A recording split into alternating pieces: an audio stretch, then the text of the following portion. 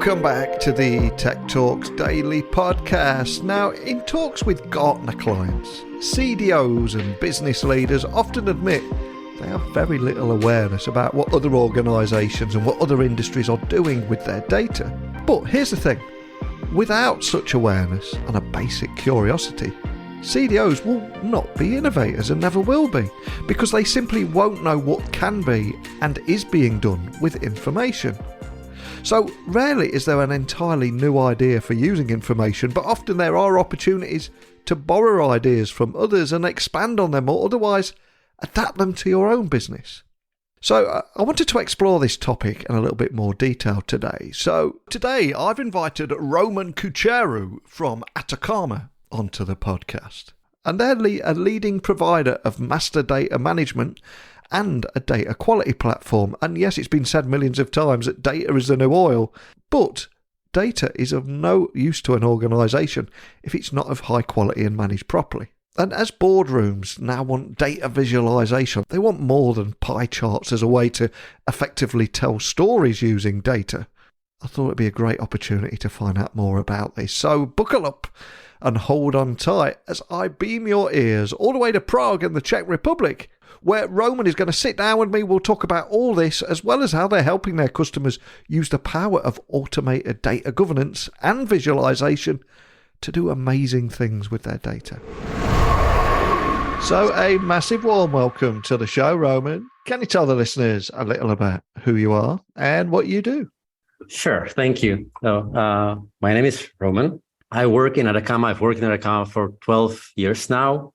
Last 5 years, I'm the CTO, but I started as a master data management consultant doing some projects. Then I went basically to pre-sales.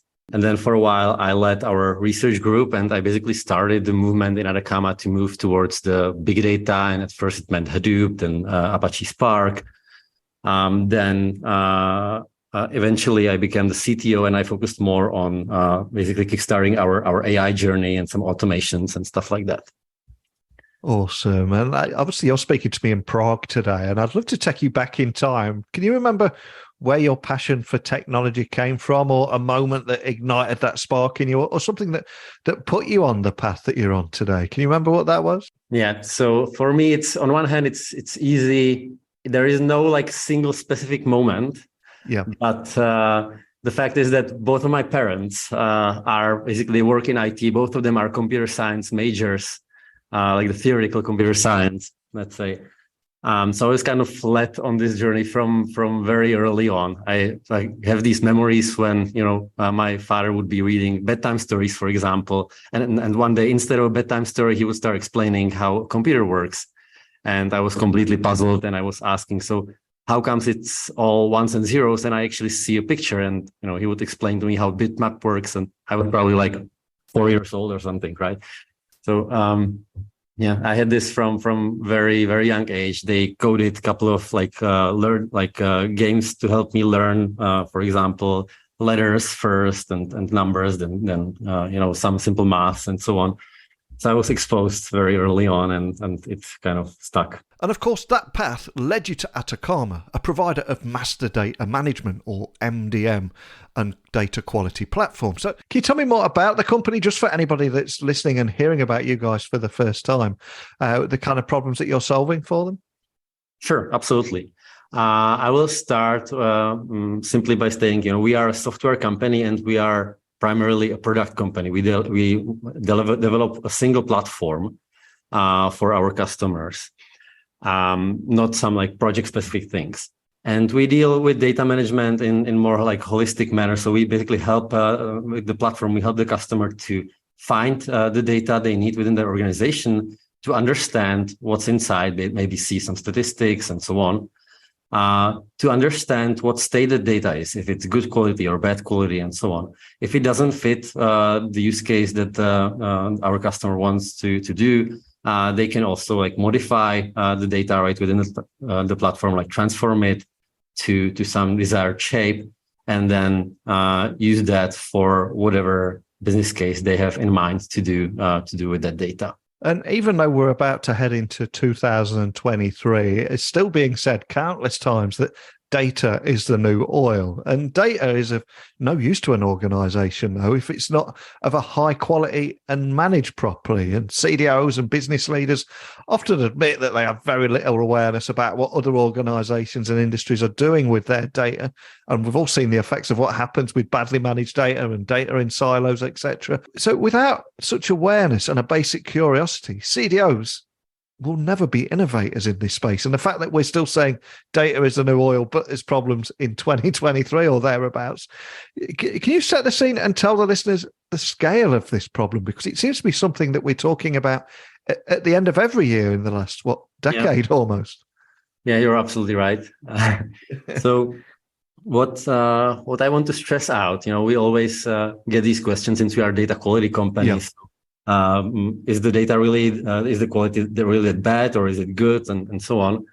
I would say data quality is not a very objective thing, right? So when you use data, it's of a good quality if it serves the purpose you have for the data. And the thing is that in the past, I would say companies would use data to, let's say, the bare minimum amount, what they need for the core business process, right? Let's have an example. I'm taking orders for whatever my product that I want to sell and ship somewhere. The basic need is I need to know who bought what and where should I deliver it, right? So I can write this down on a piece of paper. If there are a few typos here and there, I don't care, right? The guys in the data warehouse, they will be able to figure, or in the physical warehouse, sorry, would be able to pick up the goods and load it into a truck and ship it where it needs to be shipped. But now, everybody's realizing that data can do more and can improve the business significantly. They want to start collecting more data, looking at it, finding some new scenarios, how to use it. And suddenly what was good quality before, if I had some typos and different labels for the same product and so on, it was okay for that simple use case. But suddenly when I want to, optimize my warehouse layout and figure out how to load my trucks faster and how to deliver the goods faster. Suddenly these small mistakes in the data that were not really significant before, now it becomes significant. And now I would say the quality is poor, even though a year or two ago, I would say it was good. So I think this is part of the big problem, right? Like as we are, as organizations are trying to investigate it more, they always find new problems because data just wasn't used in that fashion before. Completely agree with you. And as I said a few moments ago, I think most people listening will know about the problems with data scattered in various silos. But I think in boardrooms, etc., there's also an expectation now to tell effective stories using data. And the old way of doing it through pie charts are often seen as ineffective now in this very visual society that we've got. So do you think the need for data quality along with proper management, is it becoming critical now? And is that message being received from the top too? Yes, and yes. I think it's becoming very visible. Of course, there is still some more way there where it can go. But as I said, the companies are realizing that data is important. They're starting to do more. One thing that we see repeatedly with our customers is that they start in this like new age. They start realizing it's important, and they start building.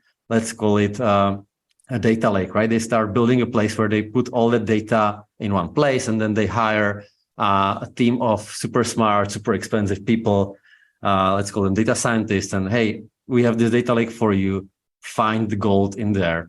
And they pour, tens of thousands of data sources that they collected throughout the organization. Sometimes they purchase external sources as well, right? They put it in this one place, and they want someone to find some value in that.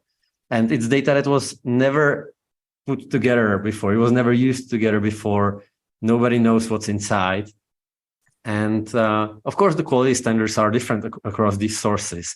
And these people, even if they are super smart, they get lost, right? And if they finally find the data they need, maybe it's just part of it. Maybe it's not of great quality. Maybe they could use some other part of the data if the quality was better. And they are coming back, to the CDOs and so on. Saying, hey, I can't do my job effectively. I spent most of my time just, walking through this swamp, not really a lake, but a swamp. So yes, and the exposure is becoming more prominent, I think, in the last couple of years, and I think it's getting proper attention, and there is still a long way to go, I think, but we see big improvement in understanding that this is a problem. And as we've said, you're hearing these problems firsthand from your customers scattered across multiple industries. We know the scale of the problem and what needs to be done. But how are you attempting to solve these problems with your customers? Is there anything you can share around that, just to help people listening, the kind of help that you guys are offering?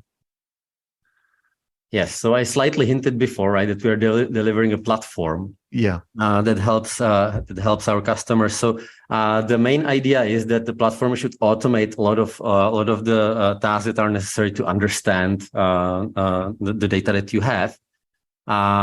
So let's say you want to work with some data, or maybe you are even not sure, but you are looking if there is a reasonable data that you could work with. You come into the platform, you can, say, I want to look my product data. It finds where the product data lives and all of the different places where it lives, how they are connected together, where the data originates, who is using it, how they are using it, what's inside, some statistics, and so on. And this is like collected automatically. There is some, let's say, AI that's scanning the systems and collecting documentation, but also it's curated, because once you find it, you find maybe that the quality is not 100% for your project.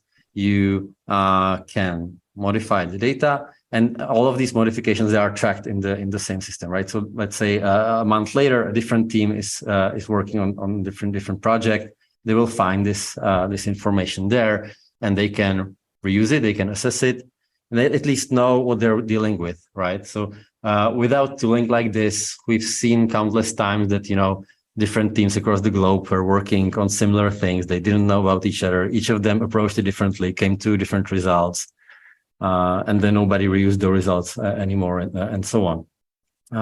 So we really think that this kind of helps to give you this like single place that everybody can trust. And it doesn't necessarily mean that once you install this, all your data will be correct. I think it's not really possible with the technology levels we are at today, but it at least gives you the visibility. So you will know, this is the data that I have available. These are the related data sets. And I know there are some issues. I will see them. They will be like showed on the screen. I will immediately see, hey, there are some anomalies here. This data looks different than it looked a week ago. We think there is probably some mistake. And if you want to fix it, we can give you some suggestions, and you can navigate through the tool to fix it for everyone, and so on. So this is I think something we can help with, and what we're working on to solve or basically improve the situation for these teams that are working with data. And before you came on the podcast today, I was doing a little research on you guys. And I quickly learned that Ataccama was actually spun off from a company called Adastra and finally raised, I think, a first round of funding this summer, securing something like $150 million from well-known Bain Capital to fuel your worldwide expansion. But can you expand on that, what that funding means for you, and how you'll be able to better serve your customers and grow, etc.? Is there anything you can tell me about what that means to you as a company? Yeah, this was a very exciting year for us. So the company, it was essentially bootstrapped, right? Like we were spun off, but with very, very small funding. And very early on, we were basically forced to be profitable. And in some areas, I think it was good. It may basically made us be very, very conscious of all our decisions. On the other hand, of course, in terms of growth, it's sometimes limiting that you need to always worry about, the next paycheck and so on. So now with the funding, and as you said, it's fairly significant funding, right? It gives us much more confidence. We can actually tackle much more ambitious goals because we can, trust, even if we are not profitable for a year, two or maybe three, it's okay, right? We have this cash sitting at our bank account that will basically help us fund the growth part. So we started hiring fairly aggressively last year. And we expect to grow in terms of basically the reach, in terms of the product. We I think are growing into much more mature company through this investment, and not only investment, right? It's a partnership, right? Bain is they have given us a lot of attention, a lot of I would say, food for thought, like a lot of things from their market research that I think will be very valuable as we go on. And obviously, I'm talking to you in Prague today, and every day I always like to try and put wherever the guest is talking to me from on the map. So is there a big tech startup scene around there? And is there any particular areas that are thriving over there? I speak to some people, certain areas of the US, and one area will be more health tech, one will be more ed tech, one will be more legal tech. Is there any trends around the kind of tech startup scene in Prague? So I didn't really think about it that way, but there is definitely quite a few, let's say, security-related companies. Like we are, Czech Republic is home to a couple of big antivirus companies and other related stuff. But I wouldn't say it's like a significant proportion. There is like things all over the place, I would say. Yeah. Love it. And what about yourself? Are there any tech trends that you're going to be monitoring next year? And is there anything you can share about what you will be focusing on in 2023? I appreciate you might not be able to share too much, but are there any teasers you can leave us with? I'm definitely excited about the data mesh concept because I think it really goes well together with what I described that we see with our customers, right? Like when they start digging into data more, they kind of have to abandon the traditional structures where, the business says what they want, then somebody has to analyze it, and he has to ask IT to provision servers, and that takes a couple of months, and then somebody has to install some software that they bought and takes another couple of months, and then maybe they don't even remember what they wanted to do in the first place, right? So the domain-oriented kind of approach of the data mesh, where there is a self-sufficient team that can just dig into the data and do their use case, and then share the results with everybody else, basically publish an API or something like that. I think that's a really powerful thing, and I really hope it will take off in a more significant manner. Like many of our customers, they would say that, we are doing data mesh, maybe in like this one small part of the company. I think it's still very, very young, but I really see a huge potential and a huge synergy with what we are doing, right? I think our tooling would really be a good thing to have in a data mesh kind of setup in the organization. Well, I know it's been a very busy and hugely successful year for you, so I cannot thank you enough for taking the time to come and sit down with me and share your story with everyone listening around the world. But before I let you go, I want to see if there's something I can do for you now. Now, some of the biggest names in business, VC funding and tech have either been guests or listened to this podcast. So if there is somebody listening out there that you would love to have a private breakfast or lunch with, who would that be? Because he or she might just be listening. It'd be great if we could manifest something here, but who would you choose and why? That's a tough question. It would be, I could probably imagine a couple of names, but the first that comes to my mind would be Ben Horowitz, probably because I really love his book, The Hard Thing About Hard Things. Yeah. And it really shows, how you have to really push through, and that every company, even the most successful ones, they struggle every day to make it, right? And I think there were some powerful messages in that book, so I would definitely love to talk to Ben. Well, we'll send that out into the universe. Let's see if we can make something happen. And obviously, there's that many different URLs and domain extensions now. For anyone listening, just wanting to find out more information about you, what's the best way of digging deeper on the topics we discussed today, or contacting a member of your team? What's the best starting point for everything? Sure. So we can either go to just ataccama.com, or you can find me on LinkedIn and contact me directly there. That's a great way as well. Awesome. Well, I'll add those links to the show notes so people can find you nice and easily. So much I love chatting with you today about the problems that you're solving, also the tech scene in the Czech Republic and your rich story behind it. So hopefully we can set up that breakfast or lunch that we mentioned too. But more than anything, just thank you for sitting down with me today. Awesome. Thank you as well. It was nice to talk to you. Again, so much gold in this information for me, so I cannot thank Roman enough for coming on the podcast, sharing his priceless insights. I hope you enjoyed today's interview as much as I did. But a quick reminder that this podcast is brought to you by Flipper, the #1 marketplace to buy and sell online businesses and startups. So the question I'm going to ask you before I go is, do you own or run an online business? And have you ever considered selling your site, your store, your tech, or your app? Well, with world-class combined matching technology, dedicated brokers, and end-to-end services, all at the most efficient price, Flipper is making selling your online business simple. So to get a free valuation for your business, simply visit flipper.com/techtalks, where each month thousands of online business owners are exiting with Flipper. Again, to learn more, visit flipper.com/techtalks. And I'd love to hear some of your insights and experiences too. So as always, you know the drill. Email me now, techblogwriter@outlook.com. My website is techblogwriter.co.uk. Let's keep this conversation going. But that's it for today. So a big thank you as always for choosing to listen to this podcast. I hope you'll join me again tomorrow where we've got another guest lined up. But until next time, don't be a stranger.